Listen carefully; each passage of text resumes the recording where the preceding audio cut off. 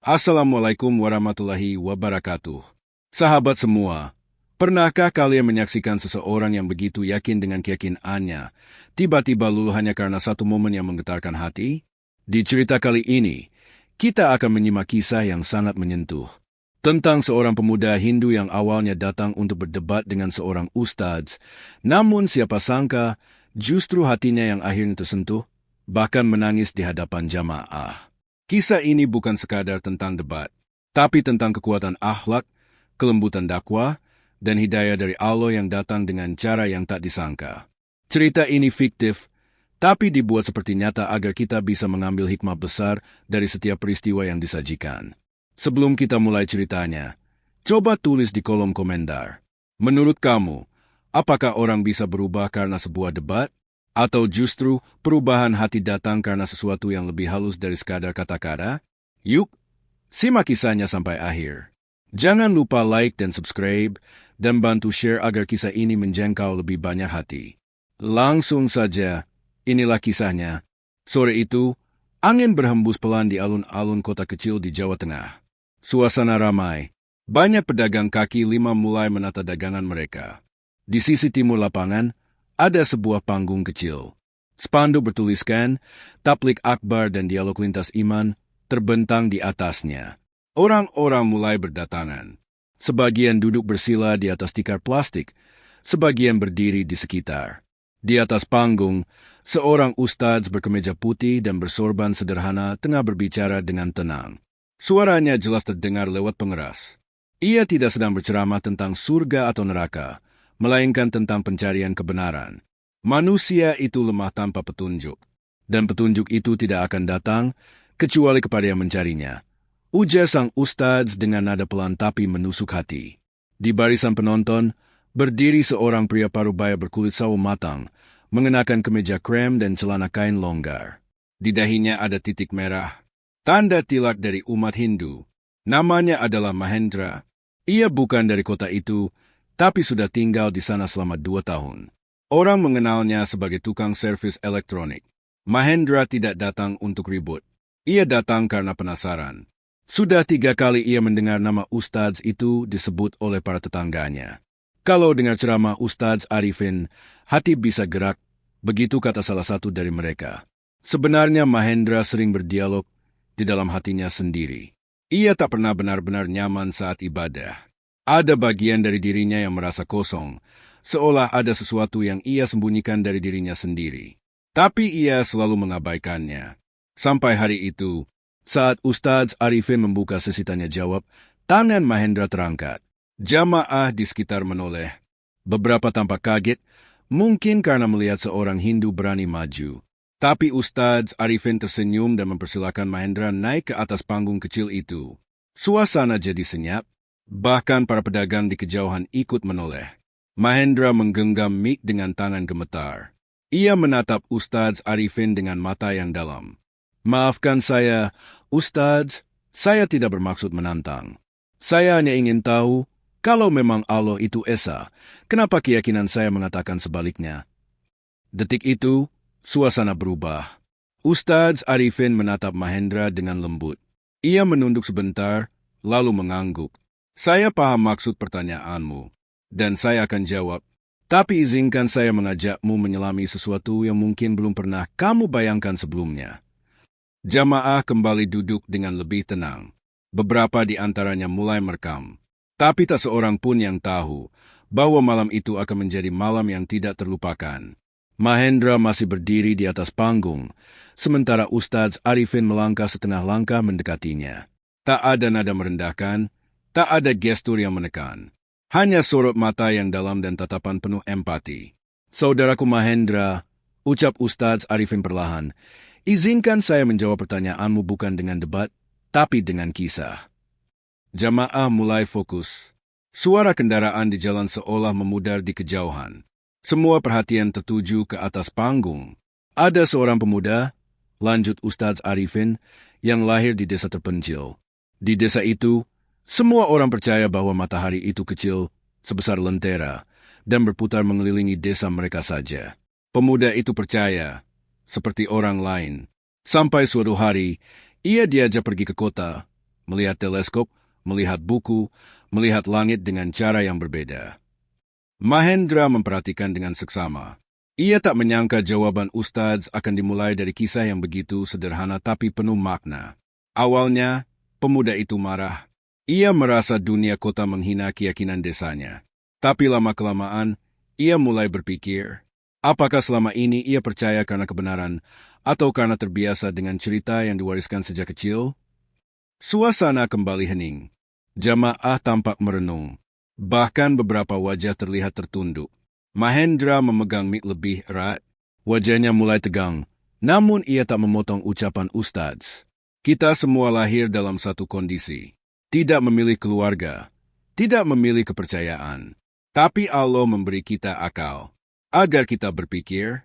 Agar kita menimbang. Agar kita mencari, bukan hanya menerima. Ustadz Arifin kemudian menunduk sejenak, mengambil nafas, lalu mengangkat wajahnya dengan lembut. Keyakinan bahwa ada banyak Tuhan, atau bahwa Tuhan bisa dilahirkan dan mati, itu bukan datang dari logika yang jernih. Itu datang dari tradisi. Tapi tauhid itu seperti cahaya. Ia tidak membakar, tapi menerangi. Dan siapa yang bersedia membuka mata, akan melihat jalan itu. Mahendra terdiam. Mik di tangannya sedikit bergetar. Ia tidak bicara, tapi matanya mulai berubah. Ada air yang menggenang. Entah kenapa, hatinya terasa dihantam sesuatu yang tak terlihat. Ucapan Ustadz Arifin bukan menyerang, tapi seolah membongkar sesuatu yang selama ini ia kubur dalam diam. Kalau Tuhan bisa mati, ujar Ustadz Arifin perlahan. Siapa yang mengatur langit saat itu? Kalau Tuhan bisa berwujud benda, siapa yang menciptakan benda itu? Beberapa jamaah menutup mulutnya. Tak sedikit yang mengangguk perlahan. Tapi Mahendra berdiri kaku. Wajahnya seperti menahan badai. Ustadz Arifin tidak menyerang keyakinannya secara kasar, tapi memaksanya berpikir dengan cara yang belum pernah ia alami seumur hidupnya. Dan di sanubarinya, sebuah gemuruh kecil mulai tumbuh. Bukan karena ia kalah dalam perdebatan, tapi karena ia merasa seolah dirinya sedang kehilangan pegangan terhadap sesuatu yang ia kira kokoh. Sinar matahari mulai condong ke barat. Warna langit berubah jingga, menambah nuansa haru yang menggantung di udara. Mahendra masih berdiri di atas panggung. Mik di tangannya kini menempel lemah di dada. Tak satu kata pun keluar dari bibirnya sejak Ustadz Arifin menyelesaikan jawaban. Beberapa detik yang terasa sangat panjang itu membuat semua orang menahan napas. Jamaah di barisan depan menatap Mahendra. Sebagian mulai menunduk, merasa ikut terbawa dalam pergulatan batin yang sedang dialami pria Hindu itu. Ustadz Arifin menunduk sejenak, lalu berbicara lagi, kali ini dengan suara lebih pelan. Tak ada paksaan dalam agama. Tapi bila hatimu digerakkan oleh sesuatu yang tidak bisa kamu jelaskan, maka jangan abaikan. Karena bisa jadi itu adalah tanda, dan Allah tidak menurunkan tanda kepada orang yang sombong, hanya kepada yang bersedia mendengar. Ucapan itu seperti tetes terakhir yang mengguncang bendungan emosi Mahendra. Tangannya yang memegang mik mulai gemetar. Bibirnya bergetar, matanya merah, dan perlahan setetes air mata jatuh di pipinya. Seluruh jamaah terdiam. Tak satu pun bersorak. Tak ada yang tertawa. Yang terdengar hanya suara angin dan isakan pelan yang keluar dari dada Mahendra. Aku tidak tahu kenapa aku menangis, ucap Mahendra lirih. Suaranya serak dan hampir tak terdengar. Tapi aku merasa seperti ada sesuatu yang lepas dari tubuhku. Sesuatu yang selama ini menahan aku dari melihat dengan jernih. Ustadz Arifin tidak mendekat. Ia membiarkan Mahendra menenangkan diri. Wajahnya tetap tenang, tapi dari matanya tampak jelas.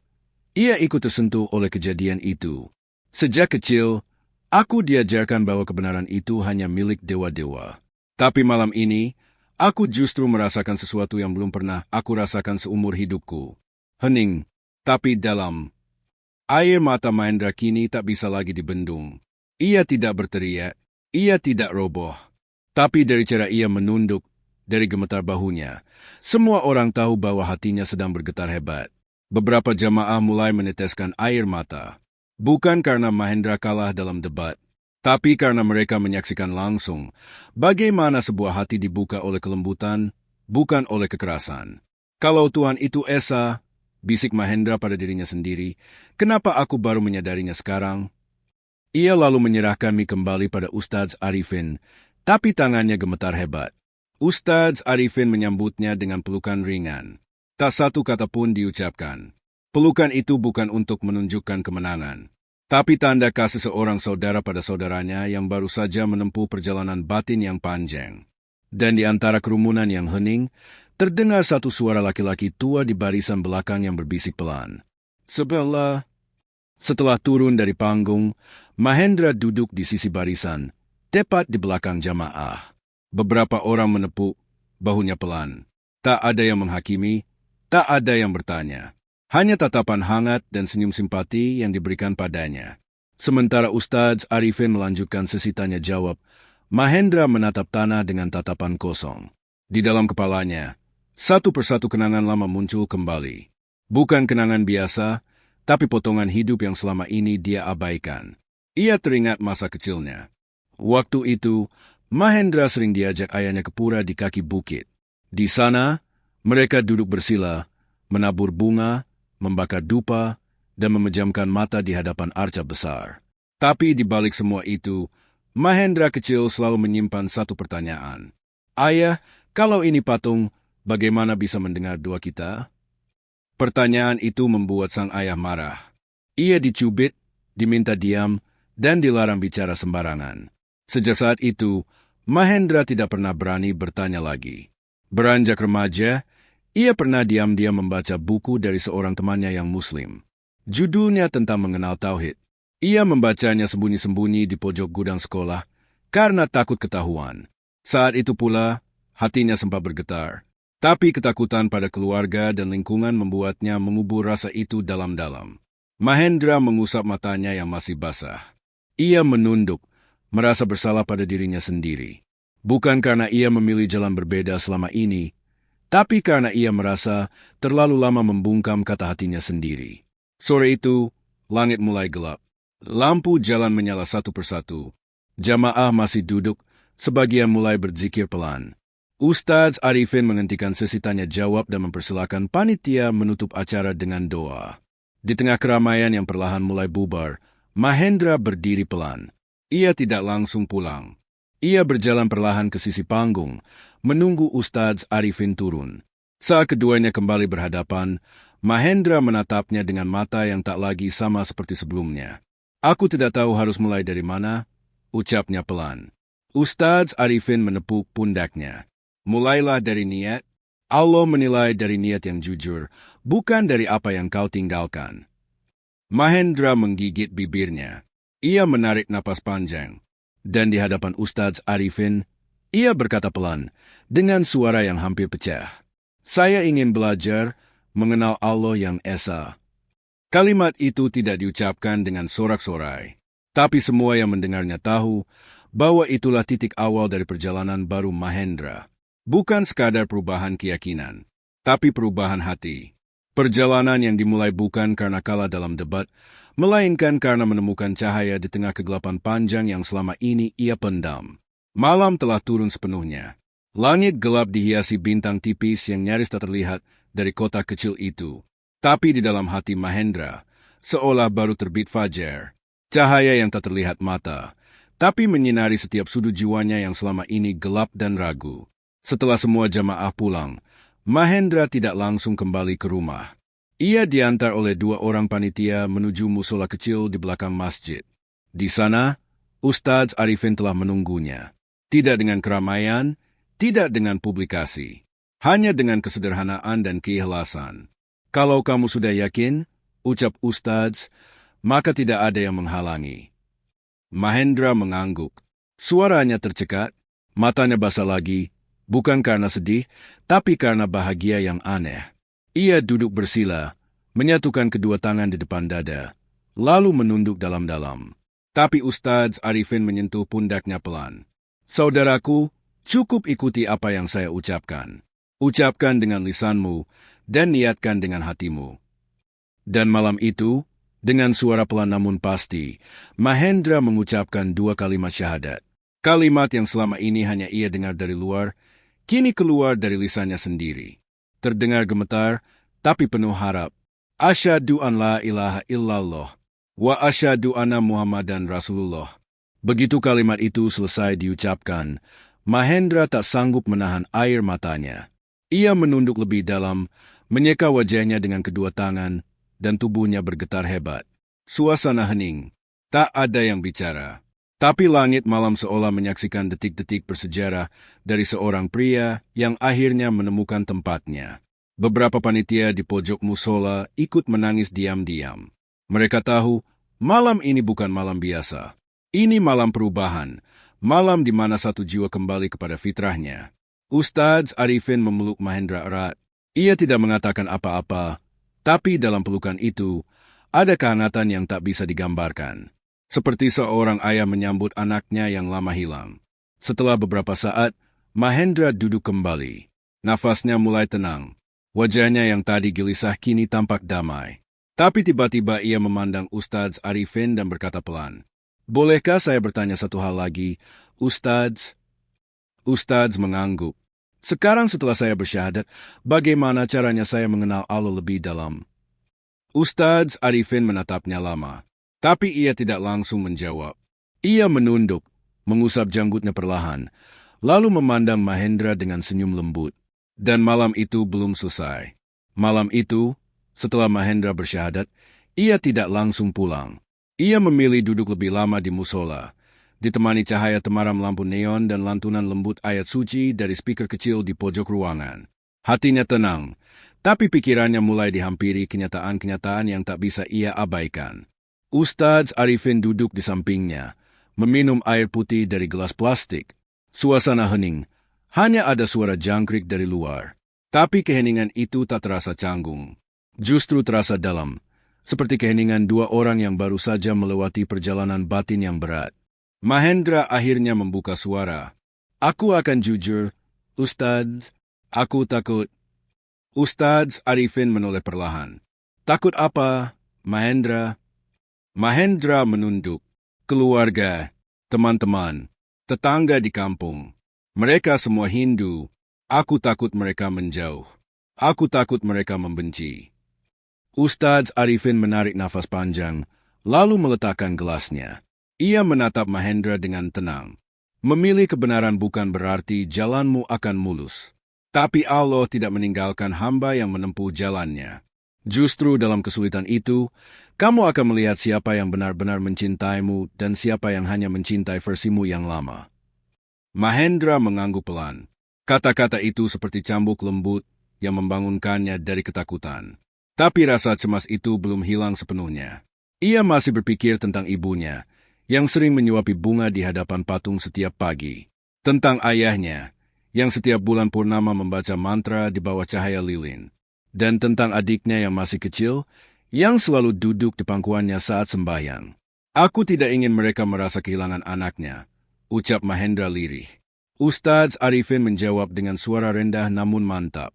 "Yang mereka cintai adalah dirimu, hatimu, bukan keyakinanmu. Jika cintamu pada mereka tidak berubah, jika kau tetap menjadi anak yang hormat dan saudara yang lembut, maka waktu akan menjelaskan segalanya." Mahendra mengusap wajahnya. Ada ketenangan yang tumbuh, meski perlahan. Malam itu, ia sadar bahwa perjalanan barunya bukan hanya soal berpindah keyakinan, tapi juga tentang keberanian menjaga silaturahmi, sekaligus istiqomah dalam mencari kebenaran. Sebelum pulang, Ustadz Arifin memberinya satu kitab tipis berjudul Belajar Islam dari Awal. Lembaran pertama tertulis satu kalimat pendek namun dalam. Siapa yang berjalan satu langkah menuju Allah, maka Allah akan berlari menyambutnya. Mahendra membawa buku itu dengan hati-hati. Ia melangkah keluar musola dengan langkah pelan. Di luar, angin malam menyambutnya. Ia mendongak ke langit. Bintang-bintang yang tadi samar kini tampak lebih jelas. Seolah alam pun ikut menyambut kembalinya seorang hamba yang lama tersesat, tapi akhirnya menemukan arah pulang. Pagi harinya, Mahendra bangun lebih awal dari biasanya. Hatinya masih diliputi perasaan aneh yang tak bisa ia gambarkan. Bukan ketakutan, bukan euforia, tapi semacam kerinduan yang dalam. Ia duduk di tepi ranjang, menatap kitab kecil yang semalam diberikan Ustadz Arifin. Langit di luar jendela masih gelap, Tapi azan subuh mulai terdengar dari kejauhan. Merdu, tenang, menyelinap masuk ke jantungnya tanpa bisa ditolak. Mahendra berdiri, mandi, lalu memakai baju paling sederhana yang ia punya. Tanpa banyak kata, ia berjalan kaki menuju masjid yang semalam menjadi saksi perubahan besar dalam hidupnya. Di sepanjang jalan, ia hanya membawa satu doa dalam hatinya. Ya Allah, tuntun aku. Sesampainya di masjid, jamaah subuh sedang bersiap. Beberapa orang tersenyum padanya. Ia membalas dengan anggukan kecil. Panitia yang mengenalnya semalam memberi isyarat agar Mahendra duduk di barisan belakang dulu. Belum perlu ikut sholat, hanya duduk, mengamati, belajar perlahan. Tapi Mahendra merasa tak mampu hanya duduk. Ada dorongan dalam dadanya yang kuat, membuatnya berdiri mengikuti gerakan imam dari belakang. Ia belum hafal bacaan, belum hafal rukun. Tapi ia ingin ikut, dengan segala keterbatasan yang ada. Takdir membuatnya bersujud untuk pertama kalinya dalam hidup. Dan dalam sujud itu, tanpa bisa ditahan, Mahendra menangis. Tangis yang bukan karena sedih, bukan karena kalah, tapi karena ia merasa akhirnya dekat. Setelah sekian lama mencari, bertanya, menantang, dan menyembunyikan resah, kini ia bersujud kepada zat yang selama ini ia ragukan, namun diam-diam ia rindukan. Tangisnya tak berbunyi, tapi air mata membasahi sajadah. Ia tidak tahu harus berkata apa dalam sujud itu, tapi batinnya memekik kuat. Aku kembali, ya Allah, aku kembali. Selesai solat, Ustadz Arifin menghampirinya. Tak perlu kata-kata panjang. Ia hanya menepuk bahu Mahendra dan berbisik. Solat itu bukan hanya gerakan, tapi pertemuan. Dan kau baru saja bertemu. Mahendra mengangguk sambil terisak. Ia tidak pernah menyangka bahwa titik balik hidupnya bukan terjadi saat ia menang debat atau saat ia mendapat jawaban logika. Tapi justru saat ia bersujud dalam diam dan menyerahkan segala akalnya pada rasa tunduk yang jujur. Masjid perlahan sepi. Jamaah pulang. Tapi Mahendra tetap duduk, menatap ke depan. Hatinya ringan, dadanya lapang, dan untuk pertama kalinya dalam hidup, ia merasa benar-benar hidup. 2 hari setelah kejadian malam syahadat itu, Mahendra mulai mengatur ulang ritme hidupnya. Ia belum kembali ke rumah orang tuanya. Ia memilih tinggal sementara di rumah seorang panitia masjid yang menawarkannya tempat bermalam tanpa diminta. Namanya Pak Burhan, seorang guru ngaji yang sederhana dan sabar. Setiap subuh, Mahendra datang lebih awal ke masjid. Ia belum fasih membaca doa, belum hafal bacaan solat, tapi ia mulai mencatat setiap gerakan imam, mencocokkan dengan bacaan dalam buku panduan kecil yang ia bawa kemana-mana. Tangannya gemetar saat menulis, bukan karena gugup, tapi karena ia ingin benar-benar memahami. Pak Burhan memperhatikannya dari kejauhan. Kadang membenarkan posisi duduk Mahendra saat tahiyat atau cara ia takbir. Tapi selalu dengan lembut, tidak dengan bentakan atau teguran keras. Belajar agama itu seperti menanam pohon, kata Pak Burhan suatu pagi. Tidak langsung besar, tapi kalau sabar disiram dan dirawat, kelak ia akan rindang dan bermanfaat. Mahendra mengangguk, mengingat setiap nasihat. Ia mulai belajar wudhu dengan benar, memahami arti setiap gerakan, menyalin ulang surat-surat pendek dengan tulisan tangannya sendiri. Ia tahu banyak hal yang belum ia pahami, tapi ia tidak terburu-buru. Ia menikmati prosesnya, bahkan ketika lelah. Di sisi lain, guncangan batin mulai terasa. Ponselnya penuh dengan pesan dari keluarga. Beberapa kerabat menanyakan kabar dengan nada sinis. Salah satu pamannya bahkan menulis pesan panjang yang menuduhnya telah menodai garis keturunan leluhur. Mahendra membaca semuanya dengan tenang. Ia tidak menjawab apa-apa, hanya membaca dan mendoakan dalam diam. Namun satu pesan yang membuatnya tercekat datang dari adik perempuannya, Laksmi. Kak, aku bingung. Ayah marah sekali. Ibu menangis setiap malam. Mereka bilang kakak sudah bukan bagian dari keluarga. Tapi aku tahu kakak bukan orang jahat. Kakak cuma mencari sesuatu. Tapi kenapa semua ini harus terjadi? Pesan itu membuat Mahendra terdiam lama. Matanya memerah. Ia memandang langit-langit kamar kecil Pak Burhan, dan untuk pertama kalinya sejak bersyahadat, ia merasa ingin pulang. Bukan untuk berdebat, tapi untuk menjelaskan, meski belum tentu diterima. Malam itu, Mahendra keluar rumah. Ia berjalan kaki ke taman kota yang tak jauh dari masjid. Duduk di bangku tua, memandangi lampu jalan yang temaram. Di dadanya ada gundah yang tidak ia tahu cara mengatasinya. Tapi ada juga keyakinan yang perlahan menguat. Ia memejamkan mata dan berkata lirih, "Ya Allah, aku tahu ini belum seberapa. Tapi jangan biarkan aku mundur. Jangan biarkan aku kembali tenggelam." Angin malam meniup lembut wajahnya, dan Mahendra tahu perjuangannya baru saja dimulai. Pagi itu, Mahendra memutuskan hal besar. Ia akan pulang, bukan untuk menantang siapapun, bukan pula untuk meyakinkan keluarganya dalam sekali bicara. Tapi ia merasa, lebih dari siapapun, ibu dan ayahnya berhak tahu dari lisannya sendiri, bahwa ia telah berubah, bahwa ia bukan lagi Mahendra yang lama. Dengan izin Pak Burhan, Mahendra menyiapkan diri. Ia mandi, memakai pakaian rapi, dan membawa tas kecil berisi kitab panduan, sarung, dan selembar sajadah. Tidak ada barang mewah, hanya bekal sederhana, tapi penuh makna. Perjalanan menuju kampung memakan waktu 2 jam dengan bus kecil. Sepanjang jalan, Mahendra hanya diam. Ia tidak tidur, tidak juga bermain ponsel, hanya memandangi jendela, membiarkan bayangan pepohonan, sawah, dan perkampungan mengalir seperti kenangan yang terputar ulang. Begitu turun di depan gang rumahnya, jantung Mahendra berdegup cepat. Tak banyak yang berubah. Rumah-rumah masih sama. Bau dupa pagi masih sama tercium. Tapi langkah Mahendra kini lain. Lebih berat, lebih dalam. Ketika sampai di depan pintu rumah, Mahendra berhenti sejenak. Ia menatap pintu kayu coklat itu lama sekali. Pintu yang dulu setiap hari ia buka dengan santai, kini terasa seperti gerbang menuju medan ujian.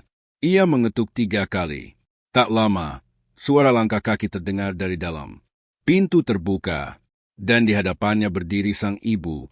Wajahnya kaget, lalu berubah haru, lalu kembali menjadi tegang. Mahendra menunduk dalam. "Ibu, maaf aku pulang tanpa kabar." Ibunya tidak langsung menjawab. Ia memandangi Mahendra dari atas ke bawah. Anak sulungnya itu tampak berbeda. Matanya tenang, wajahnya lebih tirus, tapi ada cahaya yang dulu tak pernah terlihat. "Ayahmu di dalam," kata ibunya singkat. Mahendra mengangguk dan masuk pelan. Di ruang tengah, ayahnya sedang duduk membelakangi. Begitu mendengar langkah kaki, sang ayah menoleh cepat. Tatapannya tajam. Tapi Mahendra tidak mundur. "Ayah, aku datang bukan untuk membantah. Aku hanya ingin bicara." Ayahnya tidak menjawab, tapi tidak juga menyuruh keluar. Mahendra duduk bersila di lantai, lalu membuka tasnya, mengeluarkan kitab kecil, dan meletakkannya di depan. "Aku tahu keputusan ini berat buat kalian, tapi aku tidak memilih karena ingin melawan. Aku memilih karena hatiku akhirnya merasa tenang." Ayahnya tetap diam, tapi pandangannya mulai melembut. Ibunya berdiri di ambang pintu, memegang dinding, menatap Mahendra dengan mata yang basah. Mahendra melanjutkan dengan suara pelan. "Aku tidak akan memaksa kalian memahami, tapi izinkan aku tetap menjadi anak kalian. Aku ingin tetap mencium tangan ayah. Aku ingin tetap memeluk ibu. Keyakinanku mungkin berubah, tapi cintaku pada kalian tetap utuh." Ibunya mulai menangis pelan. Ayahnya menggertakkan gigi, lalu berdiri dan masuk ke kamar. Tapi Mahendra tahu, itu bukan penolakan. Itu pelarian dari perasaan yang rumit. Ia tidak memaksakan pelukan. Ia tidak berharap kata maaf. Tapi hari itu, untuk pertama kalinya sejak bersyahadat, Mahendra merasa ia diterima, walau belum sepenuhnya dipahami. Dan itu cukup baginya untuk terus melangkah. Sejak pulang ke rumah, Mahendra memilih tinggal di kamar kecil bekas gudang di samping rumah utama. Ia tidak banyak bicara, tidak mengusik ibadah keluarga, dan tidak pernah sekalipun mengajar perdebatan. Ia hanya menghidupkan alarm setiap subuh, lalu berwudu diam-diam dan membentangkan sajadah di dalam kamar, di atas lantai semen dingin yang belum dilapisi apapun. Suatu pagi, adiknya, Laksmi, mengintip lewat celah pintu yang terbuka sedikit. Ia melihat Mahendra sedang sujud lama sekali. Tidak ada bacaan keras, tidak ada gerakan tergesa. Hanya keheningan dan tubuh kakaknya yang menempel ke bumi dalam tenang yang aneh. Laksmi tidak masuk. Ia hanya menatap. Dan untuk pertama kalinya, rasa takutnya pada perubahan Mahendra mulai mencair. Kakaknya itu masih orang yang sama. Tapi kini lebih sabar, lebih lembut. Bahkan sejak pulang, Mahendra tak pernah membentak atau menyela siapapun. Pada malam harinya, Mahendra sedang duduk di teras rumah ketika ibunya datang membawa segelas teh hangat. Mereka hanya diam. Tidak ada percakapan dalam 5 menit pertama. Tapi kemudian sang ibu berkata pelan, "Kakakmu dulu keras kepala, sekarang jadi banyak diam." Itu membuat rumah ini aneh, tapi entah kenapa terasa tenang. Mahendra hanya tersenyum. Ia tak menjawab, tapi ia tahu itu cara ibunya menyampaikan bahwa hatinya mulai membuka pintu. Beberapa hari kemudian, ayahnya sakit ringan, demam dan batuk. Mahendra tanpa diminta membeli obat dan menyuapi ayahnya bubur hangat. Ia tidak membawa-bawa ayat, tidak berbicara soal iman. Ia hanya melakukan apa yang seorang anak seharusnya lakukan. Saat itulah, tetangga mulai bertanya-tanya, apakah benar Mahendra pindah agama? Tapi kenapa ia masih hormat sama orang tua? Kenapa ia nggak marah meski dijauhi? Gunjingan itu beredar, tapi Mahendra diam saja. Ia tahu, jika cahaya itu benar, maka ia tidak perlu membawa obor ke tengah pasar. Cukup satu lilin kecil di ruang gelap, maka perlahan kegelapan akan sirna dengan sendirinya. Suatu sore, Mahendra duduk berdua dengan Laksmi di halaman.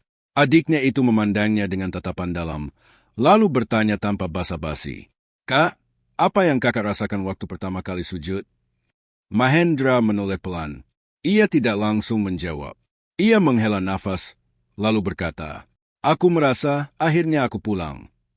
Laksmi menunduk, tak berkata-kata lagi. Tapi sejak hari itu, ia sering duduk lebih lama di dekat Mahendra. Kadang hanya menonton, kadang menanyakan arti nama-nama Arab, kadang membolak-balik buku panduan kecil milik Mahendra dengan rasa ingin tahu yang tumbuh perlahan. Dan Mahendra tahu, hidayah tak pernah dipaksa.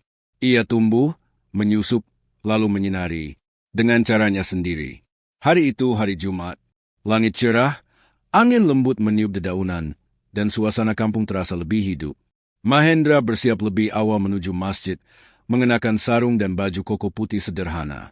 Sejak tinggal kembali di rumah orang tuanya, ia rutin sholat Jumat di masjid kecil kampung sebelah yang jarang dipakai warga. Masjid itu dulunya sepi, tapi sejak Mahendra datang, beberapa remaja mulai tertarik ikut duduk di terasnya, sekadar mendengar khutbah. Namun hari ini berbeda. Sebelum berangkat, Laksmi berdiri di depan pintu kamar Mahendra. Ia membawa jilbab abu-abu yang belum pernah ia pakai sebelumnya. Wajahnya gugup, tapi matanya yakin. "Kak, boleh aku ikut ke masjid?" bisiknya. Mahendra mematung. Sejenak ia tak bisa berkata-kata. Tapi kemudian ia mengangguk pelan dan tersenyum. "Kita berangkat sekarang?" "Ya." Mereka berjalan kaki berdua, melewati jalan kecil berbatu, menuruni jembatan bambu, dan menyeberangi parit kecil yang menjadi batas desa. Orang-orang yang melihat sempat terdiam. Beberapa hanya menunduk, beberapa berbisik lirih. Tapi tak ada yang berani bertanya. Sampai di masjid, Mahendra masuk ke barisan laki-laki. Laksmi duduk di bagian belakang ruang wanita, terpisah tirai tipis. Ia belum tahu apa-apa. Ia hanya ingin mendengar. Ia hanya ingin merasakan. Ketika muadzin mengumandangkan adzan dengan suara dalam dan menggetarkan, sesuatu terjadi. Laksmi tak mengerti arti kata-katanya. Tapi ada getaran yang masuk perlahan ke relung hatinya. Suara itu berbeda. Bukan seperti nyanyian ritual yang biasa ia dengar di rumah. Ini bukan mantra, tapi panggilan. Dan Laksmi merasa dipanggil. Tangisnya pecah diam-diam di balik tirai. Ia tidak tahu kenapa air matanya jatuh begitu saja. Tapi dalam diam, ia tahu ada cahaya yang sedang masuk pelan ke hatinya. Bukan karena Mahendra, bukan karena perdebatan, tapi karena suara adzan itu menembus sesuatu yang selama ini ia tutupi sendiri. Usai sholat, Mahendra keluar dan menemukan Laksmi duduk di anak tangga masjid. Wajahnya basah, tapi bukan sedih. "Aku belum tahu harus bagaimana," ucapnya pelan. "Tapi, aku pengen tahu lebih banyak, Kak. Tentang apa yang buat kakak berubah. Bukan karena menang debat, tapi karena Aku lihat sekarang kakak lebih hidup dari sebelumnya. Mahendra tidak menjawab apa-apa. Ia hanya duduk di samping Laksmi. Bersama-sama mereka menatap langit yang perlahan mulai mendung. Tapi meski awan bergulung di atas kepala, Mahendra tahu cahaya itu kini menyinari lebih dari satu hati. Dan kisah ini mungkin baru saja dimulai. Dari kisah ini kita belajar bahwa hidayah adalah cahaya dari Allah yang masuk ke hati siapapun yang Dia kehendaki.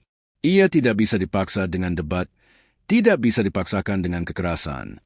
Tapi ia datang pelan, menyusup melalui keteladanan, kesabaran, dan kelembutan. Sebagaimana firman Allah dalam Al-Quran. Sesungguhnya kamu tidak akan dapat memberi petunjuk kepada orang yang kamu kasihi, tetapi Allah memberi petunjuk kepada siapa yang Dia kehendaki. Quran Surat Al-Qasas 56. Jadi, teruslah menjadi pribadi yang lembut, sabar, dan memberi cahaya lewat perilaku. Karena bisa jadi, dengan satu kebaikan kecil, Allah menumbuhkan hidayah di hati yang paling keras sekalipun. Cerita ini adalah fiktif, dibuat seolah-olah nyata agar kita semua bisa mengambil pelajaran berharga darinya. Bukan untuk menyerang agama atau kelompok manapun, melainkan untuk menyampaikan pesan moral.